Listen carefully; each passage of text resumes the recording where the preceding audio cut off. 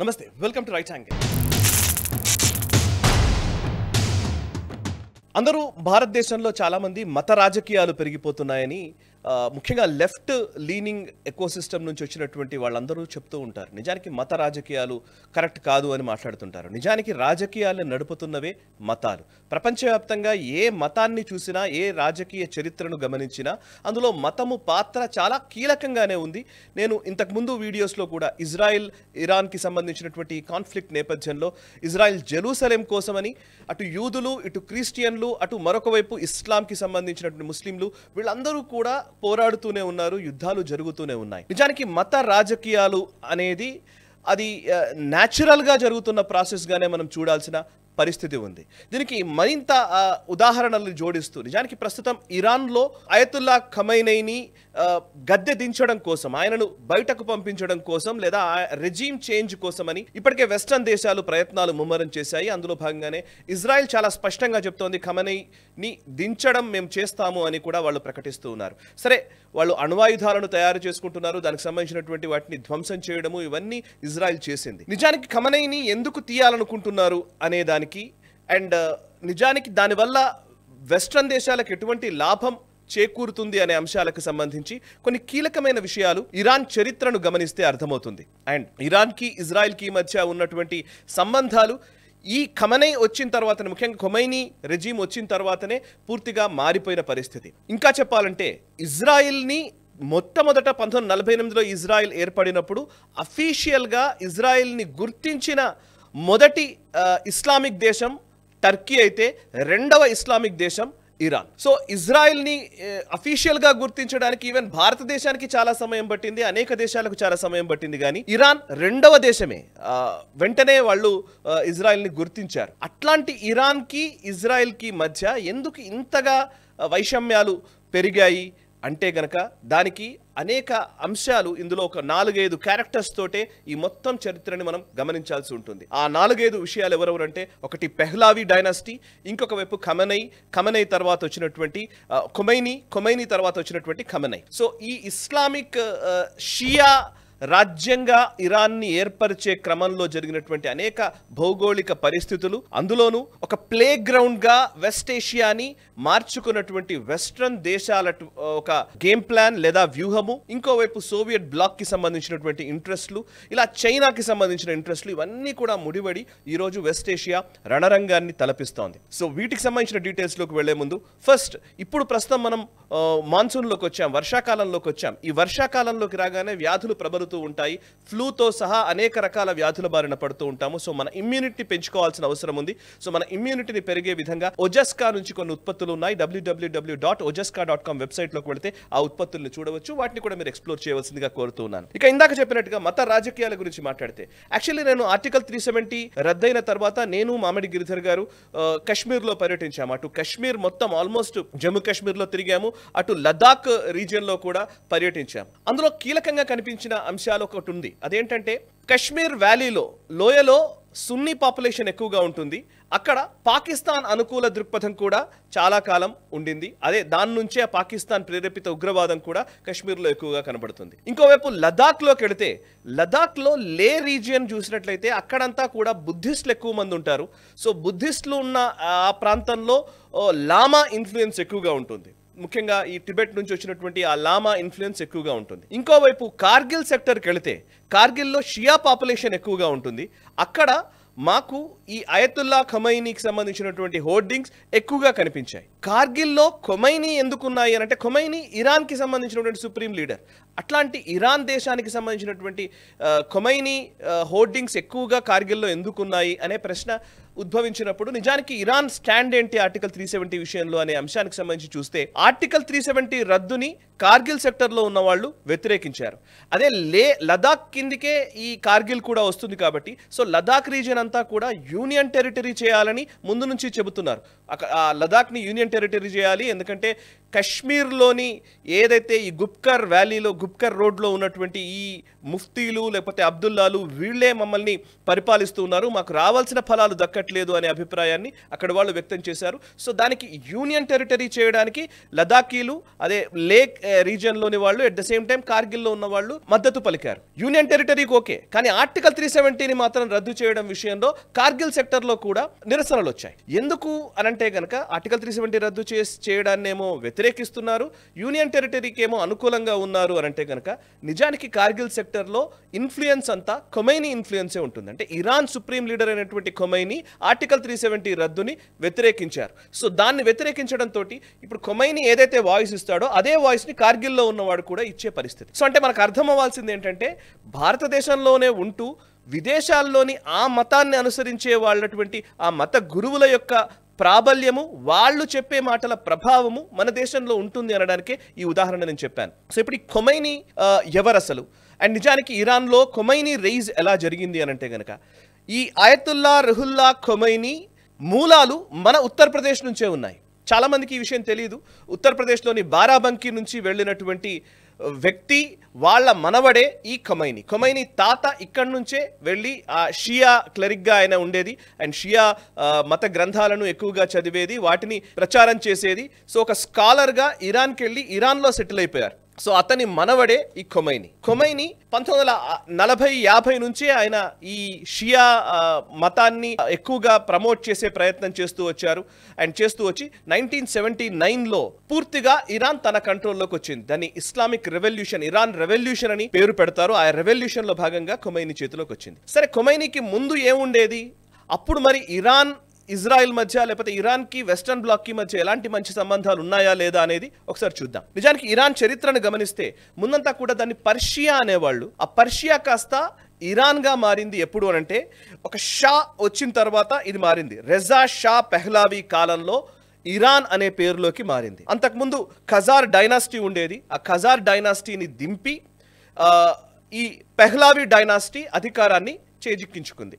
దానికి Soviet union పాత్ర కూడా అందులో ఉంది. నిజానికి ఆ కూ నిర్వహించి మొదటి ప్రపంచ యుద్ధంలో వచ్చినటువంటి పరిణామాల నేపథ్యంలో మొదటి ప్రపంచ యుద్ధపు ఫలితాల తరువాత జరిగినటువంటి గ్లోబల్ ఈక్వేషన్స్లో భాగంగా ఈ పెహ్లావీ డైనాసిటీని లేదా పెహ్లావీ కుటుంబాన్ని గద్దెనెక్కించడానికి సోవియట్ యూనియన్ పనిచేసింది. సో ఖజార్ డైనాసిటీని దింపి పెహ్లావీ డైనాసిటీ అధికారంలోకి వచ్చింది. సో పెహ్లావీ మొదటి రాజు ఎవరు అనంటే షా ఆఫ్ ఇరాన్ అని కూడా అని అంటారు. రెజా షా పెహ్లావీ. రెజా షా పెహ్లావీ 1925 నుంచి 41 వరకు ఆయన పరిపాలించారు. సో రెజా షా పెహ్లావీ కొడుకు మహమ్మద్ రెజా పెహ్లావీ, అతని పేరు కూడా పెహ్లావీ, అదే సేమ్ పేరు కంటిన్యూ అవుతుంది, రెజా పెహ్లావీ అనేది. రెజా పెహ్లావీ 1941 నుంచి 1979 వరకు పరిపాలించాడు. సో 41 నుంచి 79 మధ్య కాలంలో రెజా పెహ్లావీ పూర్తిగా వెస్ట్రన్ కంట్రోల్లోకి వెళ్ళిపోయాడు. అంటే పాశ్చాత్య దేశాలకు అనుగుణంగా ఆయన వ్యవహార శైలి ఉంటూ వచ్చింది. 1941లో ఆయన అధికారంలోకి వచ్చిన తర్వాత 1948లో ఇజ్రాయెల్ ఏర్పడింది. సో ఇజ్రాయెల్ ఏర్పడిన తర్వాత నిజానికి ఇస్లామిక్ దేశాలన్నీ కూడా ఇజ్రాయెల్ని వ్యతిరేకించాయి, ఇజ్రాయెల్ ఏర్పాటునే వ్యతిరేకించాయి. యూదులకు ఒక దేశము అన్న మాటని వాళ్ళు వ్యతిరేకించారు. అందులోనూ జెరూసలేం విషయంలో ఉన్నటువంటి ఒక ప్రతిష్టంభన, అలక్సా మాస్క్ ఇట్లాంటి వాటి అన్నిటి నేపథ్యంలో అది పాలస్తీనాకు సంబంధించిన దేశమే, ఇజ్రాయెల్ని ఒప్పుకునేది లేదు అన్న భావన ఉన్న టైంలో నిజానికి ఇజ్రాయెల్ని మొట్టమొదట గుర్తించినటువంటి ఇస్లామిక్ దేశము టర్కీ అయితే నెక్స్ట్ సెకండ్ దేశము ఇరాన్. సో ఈ రెజా పెహ్లావీ ఆధ్వర్యంలో ఉన్నటువంటి ఇరాన్ ఇజ్రాయెల్ ని అఫీషియల్ గా గుర్తించడమే కాదు, ఇజ్రాయెల్ తో సత్సంబంధాలు నిర్మించింది. అండ్ 41 నుంచి 48లో ఇజ్రాయెల్ ఏర్పడిన నాటి నుంచి ఆల్మోస్ట్ 70s వరకు కూడా ఇజ్రాయెల్ తో పూర్తి సఖ్యతనే ప్రదర్శిస్తూ వచ్చారు. ఇందులో మరి రెజా పెహ్లావీ ఎందుకు దిగిపోయాడు అనంటే కనుక ఒకవైపు రెజా పెహ్లావీ ఏమో పూర్తిగా వెస్ట్రన్ ధోరణిని ఆయన ఆకలింపు చేసుకున్నాడు. అండ్ ఇరాన్లో నిజంగా చెప్పాలంటే అప్పుడు బికినీస్లో కూడా తిరిగిన సందర్భాలు ఉండేవి ఆడవాళ్ళు. సో బుర్ఖాలు ఈ ఫండమెంటల్ భావజాలానికి విరుద్ధంగా ఇరాన్ని ఒక పాశ్చాత్య దేశాల సంస్కృతికి ఆలవాలంగానే మారుస్తూ వచ్చారు. అప్పటి విజువల్స్ కూడా మనకు ఉంటాయి. సో ఇరాన్ అలా ఉన్న పరిస్థితుల్లో మరొక వైపు ముఖ్యంగా షియా క్లరిక్ అయినటువంటి ఈ ఖొమైనీ రైజ్ మొదలైంది. తాను తన ఫండమెంటల్ విధానాల్ని లేకపోతే ఇస్లామిక్ విధానాల్ని ప్రజల్లోకి తీసుకెళ్లే ప్రయత్నం చేశాడు. సో ఆయనకున్నటువంటి వాక్చాతుర్యంతో, ఇంకా చెప్పాలంటే మతానికి సంబంధించినటువంటి ఎమోషన్ని రేజ్ చేయడంలో ఖొమైనీ సక్సెస్ అయ్యాడు. ఖొమైనీ సక్సెస్ అవుతున్న క్రమంలో ఇరాన్లో ఒక ఇస్లామిక్ భావజాలాన్ని పెంపొందిస్తున్నటువంటి ఒక ఎమోషనల్ బిల్డప్ నడుస్తున్న టైంలో ఈ పెహ్లావి ఖొమైనీ పైన చాలా గట్టిగానే అటాక్ చేయడం మొదలు పెట్టాడు. ఆ క్రమంలో ఖొమైనీ కొంతకాలం పాటు, ఒక 14 ఏళ్ల పాటు ఎగ్జైల్లో వెళ్ళిపోయిన పరిస్థితి. సో ఇరాన్ను వదిలి వెళ్ళిపోయాడు. ఇరాన్ను వదిలి వెళ్ళిపోయి ఎక్కడున్నాడు ఖొమైనీ అంటే గనక ఫ్రాన్స్లోనే తలదాచుకున్నాడు. సో ఫ్రాన్స్లో ఎగ్జైల్ తీసుకున్నటువంటి వ్యక్తిగా ఖొమైనీ ఉన్నాడు. సో ఫ్రాన్స్లో ఉంటూ తన మతాన్ని లేకపోతే ఇరాన్లోని పరిస్థితులను, రాజకీయాలను ఆయన అక్కడి నుంచే మాట్లాడుతూ ఉండడము, అవి ఇక్కడ ప్రాచుర్యంలోకి రావడము, ఇక్కడ ప్రచారంలోకి రావడము. సో ఇక్కడ ఒక ఇస్లామిక్ రెవల్యూషన్ వచ్చింది, ఇరాన్లో ఒక రెవల్యూషన్ వచ్చింది. ఆ రెవల్యూషన్ కాస్త రెజా పెహ్లావీకి వ్యతిరేకంగా పనిచేస్తూ నడిచింది. మరి రెజా పెహ్లావీ పూర్తిగా వెస్టర్న్ కంట్రోల్లో ఉన్నాడు కదా, కానీ వెస్టర్న్ దేశాలు ఆయనకు మద్దతుగా నిలబడలేదా అని ప్రశ్నించవచ్చు. నిజానికి అప్పుడు రెజా పెహ్లావీ చేసిన తప్పేంటంటే, ఖొమైనీ ఒకవైపు ఇరాన్లో మత ఛాందసవాదాన్ని నింపే ప్రయత్నం చేస్తూ ఉంటే, సో ఇరాన్కి సంబంధించినటువంటి ఆ జాతీయవాద దృక్పథాన్ని తీసుకొచ్చే ప్రయత్నంలో భాగంగా వెస్ట్రన్ ఇన్ఫ్లుయెన్స్ ని తగ్గించాలి అనుకున్నాడు. సో టు కౌంటర్ ఖొమైనీ, పెహ్లావీ ఏమో పూర్తిగా కొంత ఇరాన్ దృక్పథంలో ఆలోచించడం మొదలు పెట్టాడు. సో ఆయిల్ కి సంబంధించినటువంటి రిజర్వ్స్ ను వాటిని నేషనలైజ్ చేశాడు. సో ఇట్లాంటి కొన్ని ప్రయత్నాలు చేయడంతో దీనికి వెస్ట్రన్ దేశాలు కోపం తెచ్చుకున్నాయి. సో వెస్ట్రన్ దేశాలకు కోపం వచ్చింది.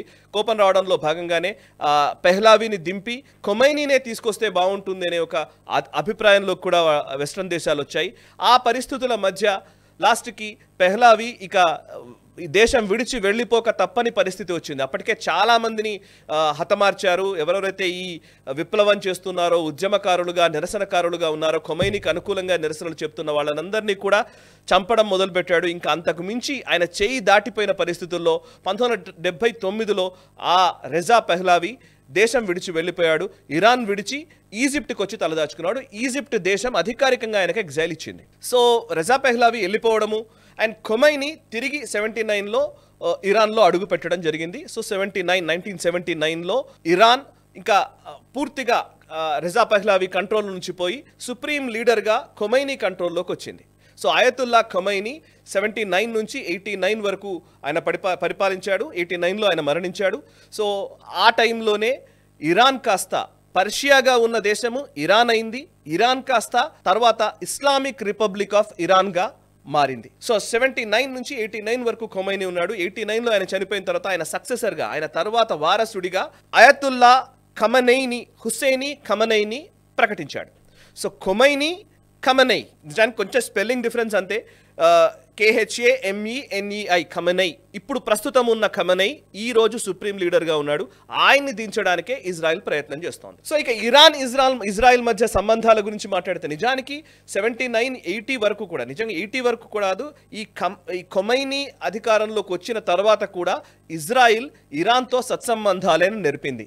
కరెక్ట్గా పెహ్లావీని గద్దె దించి ఖొమైనీని గద్దెనెక్కించే క్రమంలో ఒక అన్రెస్ట్ ఉన్న నేపథ్యంలో షియా దేశంగా ఉన్నటువంటి ఇరాన్ పైన సున్నీ దేశమైన ఇరాక్, సద్దాం హుస్సేన్ నేతృత్వంలోని ఇరాక్ దాడి చేసింది. సో అప్పుడే ఇరాక్ యుద్ధం జరిగింది. సో సున్నీ దేశమైన ఇరాక్ దాడి చేయడంతో ఇరాన్కి ఆ దాడిలో ఇరాన్ నిలబడడానికి సహకరించింది ఇజ్రాయెల్ అండ్ అమెరికా, కొన్ని దేశాలు సహకరించాయి. సో ఈ సహకరించడం మాత్రమే కాదు, ఈరోజు మనం మాట్లాడుతున్న ఇజ్రాయెల్కి సంబంధించినటువంటి నిఘా సంస్థ మొసాద్ ఎలాగైతే స్ట్రాంగ్గా ఉందో అని మనం అనుకుంటున్నాము, అండ్ ఇరాన్కి సంబంధించినటువంటి ఇంటెలిజెన్స్ ఏజెన్సీ కూడా ఒకటి ఉంది, సవాక్ అని, SAVAK. సో ఆ సవాక్కి పూర్తి సహకారం అందించింది. సవాక్ నిలబడడానికి లేదా ఇరాన్ తన సైన్యాన్ని మోహరించడానికి, సైన్యాన్ని పెంచుకోవడానికి, మిజైల్స్ని పెంచుకోవడానికి మొదట్లో సహకరించింది మొత్తం ఇజ్రాయెల్ ఇరాన్కి మధ్య ఈవెన్ మిలిటరీ డీల్స్ కూడా ఉన్నాయి. సో ఇవన్నీ ఖొమైనీ వచ్చిన తర్వాత, మొదట్లో ఖొమైనీ వచ్చిన వెంటనే 1980లో ఇరాక్ వార్ జరిగింది. ఖొమైనీ ఉన్నప్పుడు కూడా ఇరాన్కి సహకరించింది. కానీ మెల్లమెల్లిగా ఖొమైనీ ముందున్న లెక్క ఆ ట్రాన్సిషన్ జరిగేంత వరకు కొంత డెమోక్రటిక్గానే కనిపించాడు. కానీ ఆ తర్వాత పూర్తిగా ఇస్లామిక్ ఫండమెంటలిజాన్ని ఇరాన్లో పూర్తిగా ఎస్టాబ్లిష్ చేశాడు. సో తనకు అనుకూలంగా ఉన్న వాళ్ళనే మత గురువులనే పార్లమెంట్లో పెట్టడము, ఆయన ఎవరినైతే చెప్తాడో అతనే రాజకీయంగా పేరెనికగన్నటువంటి పొజిషన్లోకి రావడము, ప్రెసిడెంట్ కావని ప్రైమ్ మినిస్టర్ ఎవరైనా సరే మొత్తం ఇరాన్కి సంబంధించిన ఎస్టాబ్లిష్మెంట్ మొత్తం ఖొమైనీ చేతిలోనే ఉంది. ఆ ఖొమైనీ తర్వాత వచ్చిన ఖమెనై, ఈ రోజున్న ఖమెనై చేతుల్లోనే పూర్తిగా ఉన్న పరిస్థితి. సో ఈ మొత్తం జంక్చర్, ఈ మొత్తం డెవలప్మెంట్స్ని మనం గమనిస్తే, ఒకటి మతం, ఆ మతంలో ఇస్లామిక్ అనగానే పూర్తిగా ఇస్లామే అంటే ఒకే ఒక వర్గమే కాదు, ఇందులో సున్నీలకి షియాలకి తగాదులు ఉన్నాయి. సో అందుకే సౌదీకి ఇరాన్కి పచ్చగడ్డి వేస్తే భగ్గుమనే పరిస్థితులు ఉంటాయి. అండ్ ఇంకోవైపు టర్కీ తానే ఖలీఫ్ అని ప్రకటించుకున్నాడు ఎర్డోగన్. సో ఎవరు ఖలీఫ్ అనే విషయానికి సంబంధించినటువంటి చర్చ ఉంది. ఓవైపు మతం, ఇంకోవైపు రాజకీయము, అందులోనూ భౌగోళిక రాజకీయాలు, దాంట్లో వాణిజ్యం ఉంటుంది, లేకపోతే ఇంకా చెప్పాలంటే మన అవసరాలు ఉంటాయి. అన్నిటికంటే ముఖ్యంగా స్ట్రాటజిక్ భూగోళం, స్ట్రాటజిక్ పరిస్థితులు, స్ట్రాటజిక్ భాగాలుగా ఉన్న ప్రాంతాలు ఉంటాయి. సో వాటి విషయంలో అటు అమెరికా కావచ్చు, ఇటు రష్యా కావచ్చు, ఇప్పుడు వచ్చిన చైనా కావచ్చు, ఇంకా చెప్పాలంటే ఇజ్రాయెల్ కావచ్చు, వీళ్ళందరి దృష్టి కూడా దాన్ని బేస్ చేసుకునే ఉంటుంది. సో ఇప్పుడు ఇదంతా ఎందుకు చెప్తున్నానంటే, ఖమెనైని పూర్తిగా తించేయడానికి, ఆయన్ని పక్కకు తప్పించడానికి, లేకపోతే ఆయన్ని హతమార్చి ఒక కొత్త రెజీమ్ని సృష్టించే ఒక ప్రయత్నం జరుగుతున్న టైంలో ఈవెన్ భారతదేశంలో కూడా చర్చ ఏంటంటే, ఖమెనై అనగానే ఒక ఇస్లామిక్ ప్రీచర్ కాబట్టి, పూర్తిగా ఆయన షియా క్లరిక్ కాబట్టి ఒక ఫండమెంటల్ విధానాలు ఉంటాయి అనే ఒక అభిప్రాయంతో ఒక మత ఛాందసవాదం అనే దృక్కోణంలో మనం చూస్తున్నాం. కానీ మత ఛాందసవాదం వల్లనే ప్రాబ్లము అనుకుంటే కూడా పొరపాటే. సో ఎందుకంటే పెహ్లావి మత ఛాందసవాదం లేదు, కానీ ఓపెన్ సొసైటీని కాంక్షించాడు, అలాగే ఇరాన్ని ఓపెన్ సొసైటీగానే మలిచాడు. అండ్ డెమోక్రటిక్ రైట్స్ అని ఇంకోటని రకరకాలుగా టూరిస్టులు రావడం ఇవన్నీ చేశాడు రెజా పెహ్లావి. కానీ అదే రెజా పెహ్లావి పూర్తి పాకిస్తాన్కి అనుకూలంగా ఉన్నటువంటి వ్యక్తి. నిజానికి పాకిస్తాన్కి అనుకూలంగా అప్పుడున్నాడు ఆయన.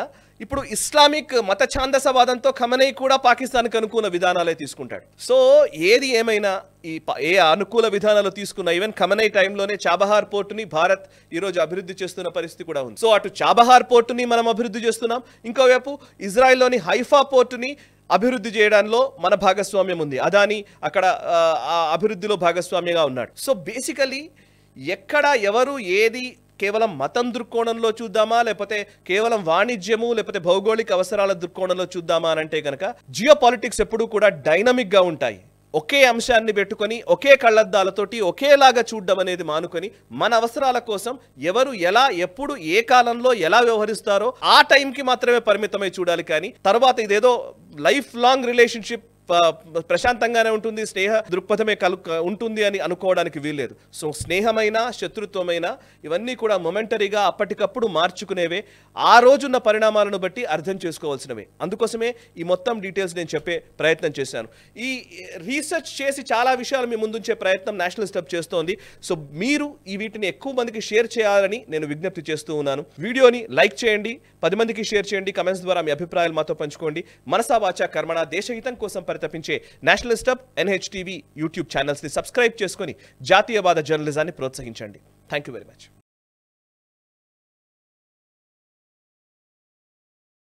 ఈ వీడియో మీకు నచ్చినట్టయితే లైక్ చేయండి, 10 మందికి షేర్ చేయండి, అలాగే కామెంట్ల రూపంలో మీ అభిప్రాయాలను మాతో పంచుకోండి. Nationalist hub group of channels ను సబ్స్క్రైబ్ చేసుకుని తెలుగునాట జాతీయవాద జర్నలిజాన్ని ప్రోత్సహించండి. ఈ వీడియో కింద ఉన్న బెల్ ఐకాన్ పై క్లిక్ చేయడం మర్చిపోవద్దు.